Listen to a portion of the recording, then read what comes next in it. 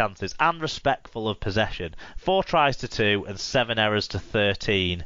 Kind of the key numbers that saw it fall Wigan's way. In terms of individuals, Liam Marshall with 7 tackle busts and 154 metres justified his selection over Joe Burgess.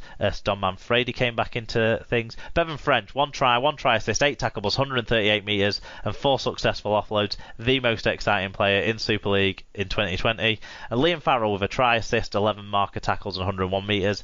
And Morgan Smithies gets a nod for his defensive effort, 44 tackles, 10 of which were marker tackles. For Hull FC, definitely their standout performer on the day was Josh Griffin. 1 try assist, 8 tackle busts, 198 metres and 4 clean breaks. And all that despite having 10 minutes in the sin bin for throwing a punch. Mahe Fanua with 141 metres and 4 successful offloads. Adam Swift with a try and 121 metres. And Danny Houghton with 57 tackles, 11 of which were marker tackles. Pretty good effort for someone who seemed to be dead for a little bit to slow down one of the plays in the second half. The guy seemed forlorn behind the ruck, but obviously whatever injury he was able to come back from, and he made the next 3 tackles in a row. Of course he did. It's what Danny Houghton does. Maybe it was an eye scratch like Mr. O'Loughlin's the week before, Mark. I think it was to be honest, I think it was a hand injury, and it's not surprising. He gets into that many tackles, but yeah, it was remarkable that he seemed down and out for the count, and then got up and did what Danny Houghton does. He made the next 3 tackles. Pushed into the turf. Rich Langley says early promise has raised expectations. Then, as in previous seasons, a couple of injuries and bans seem to derail us. Next few weeks are key, but if we don't get back on the winning horse, then questions will be asked. I'll be back next week. We'll get us on the right track, is what I'm telling myself. We have White Pie next. Says, doubt I'll beat Carsten to the #1 fan view, but here we go. Well, Carsten tends to only get in touch on the televised games, Lee, so... Rich beat you. Solid 80 minutes from Wigan and probably our best all-round performance in 18 months. It's a big statement. French a threat the whole game and Hastings-Pearl combo looks better week on week. Zach didn't have his best game in defence, but we largely shut Hull's attack down and would have been even better had we stopped the offload. Great to see Dom score on his return, and I think to Hull fans think Shaw is the best fullback in the world. He's not even the best fullback in Hull, and his mistake led to a try from Isa.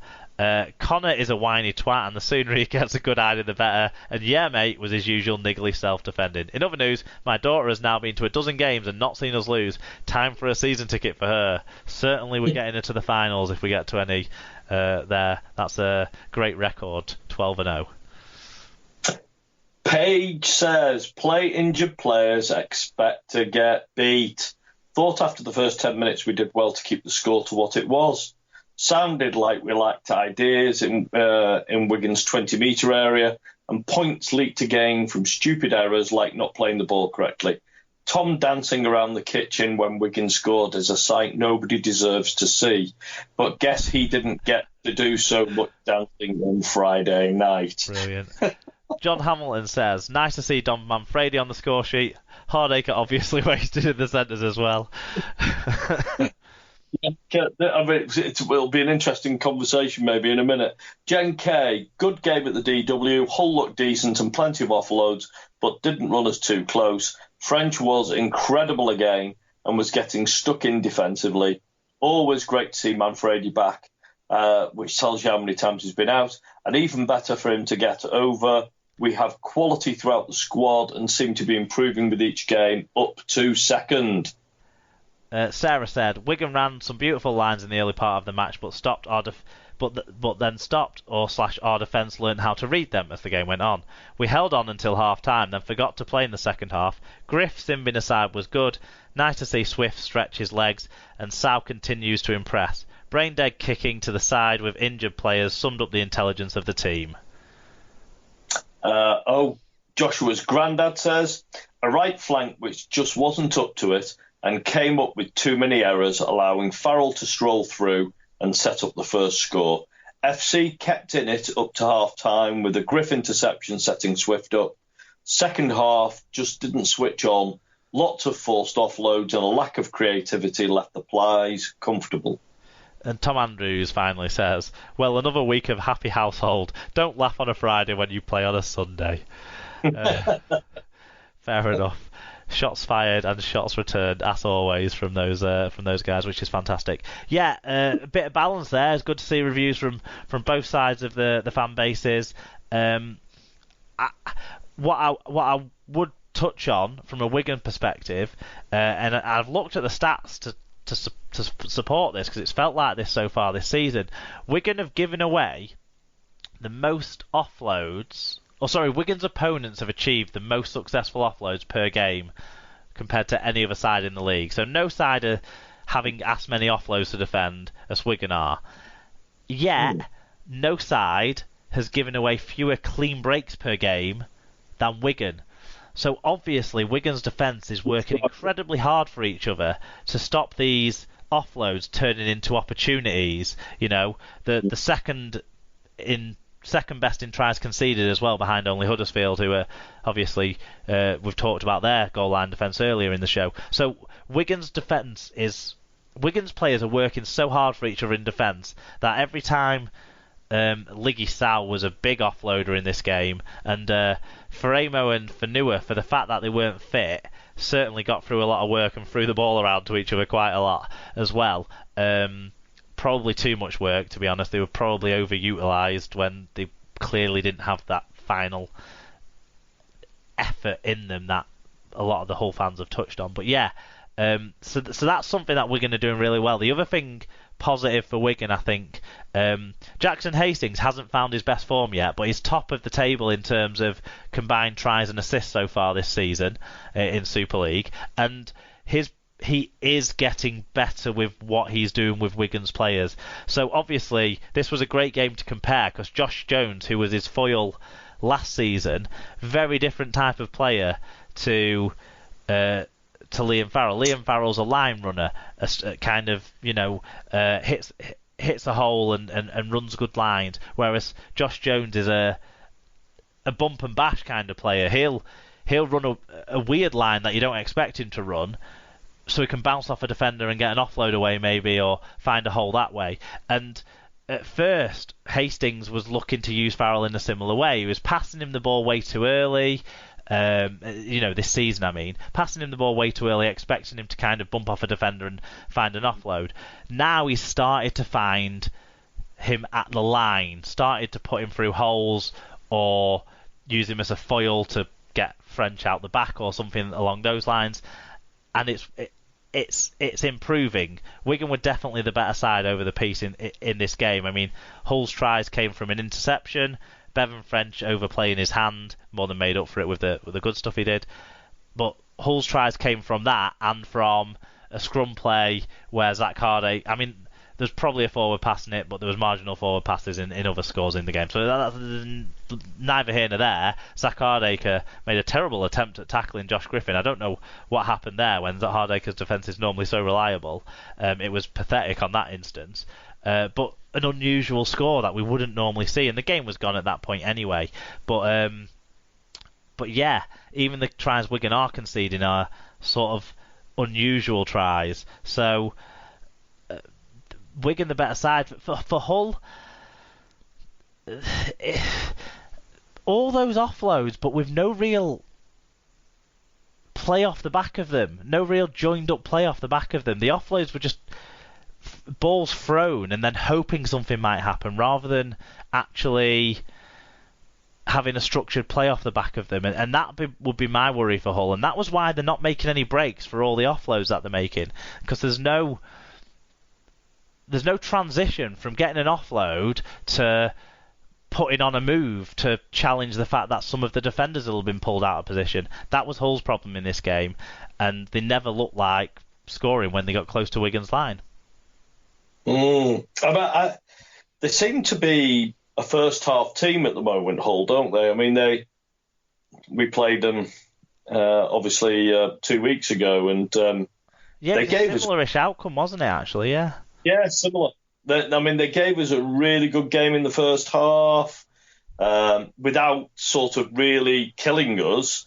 They were they were really competitive. But second half, we just, we kicked on, started to play more fluently. Johnny Lomax took the game by the scruff of the neck. We attacked down their right side, and once they were properly behind, you could see that they just went. So I don't know whether there's something psychological or whether they're lacking a little bit of fitness at the moment, how much can you read into a couple of games? But certainly they're a big side, aren't they? Yeah, they are a big side. So is a big side built to chase a game? And when there have been against, us and you, that they've had to start chasing the game, and Liggy Sow, I don't know if you saw the same sort of thing in your game, but I bet you did, because I've seen him play 3 times now, and I'm still not quite sure whether he's more of a threat to the opposition or more of a threat to his own side. Because, he's definitely a handful. He's got all these offloads, he's got all these big hits, but some of his big hits are late hits, and some of his offloads are aimless. And it's...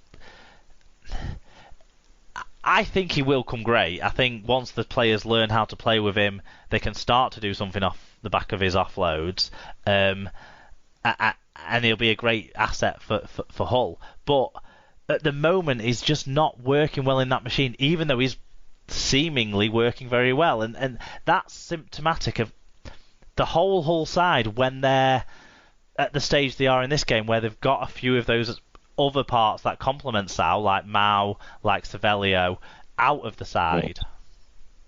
Yeah. I think Hull have got the components of a very good side. I've never been convinced that Radford is a top-class coach.